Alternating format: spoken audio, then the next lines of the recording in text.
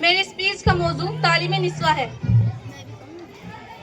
پگھلنا علم کے خاطر مثال شمع زیبا ہے، پگھلنا علم کے خاطر مثال شمع زیبا ہے، بغیر اس کے نہیں پہچان سکتے ہم خدا کیا ہے۔ محترم حضرات، عورتوں کو مستقبل کا معمار کہا گیا ہے۔ نسلوں کے بگاڑ کی ذمہ داری عورتوں کے شانوں پر ہے۔ اگر وہ چاہے اپنے فیض تربیت سے، علم ہمت سے پورے گھر، پورے خاندان، پوری قوم اور پوری دنیا کو سنوار سکتی ہے۔ غرضے کی تعلیمات قرآن امت مسلمہ کی تشکیل کی بنیاد ہے، اور یہ بات یاد رکھیں کہ تعلیم نسواں قرآن امت مسلمہ کی تشکیل کی بنیاد ہے، اور ان تعلیمات کو اساس یعنی کہ بنیاد بنا کر عورت اصلی تعلیم حاصل کرے اور ان سارے حدود کے اندر رہ کر باعزت زندگی گزار سکے۔ معزز سامعین،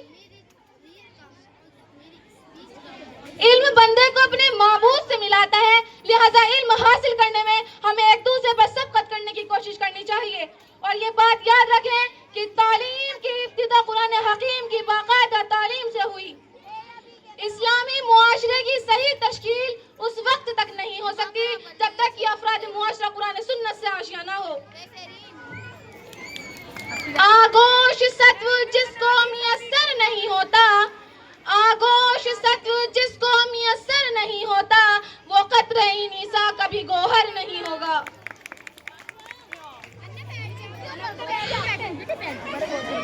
معزز سامعین، تعلیم نسواں تفادت و اہمیت اور ضرورت سے انکار کی گنجائش نہیں ہے کہ اس لیے تعلیم یافتہ عورت اپنی معلومات اور واقفیت کی روشنی میں جس سلیقہ اور توجہ کے ساتھ اپنے بچوں کی تعمیل سیرت کا کام انجام دے سکتی ہے، کوئی ناخواندہ جاہل عورت اپنی جہل اور عدم واقفیت کی وجہ سے وہ کام انجام نہیں دے سکتی،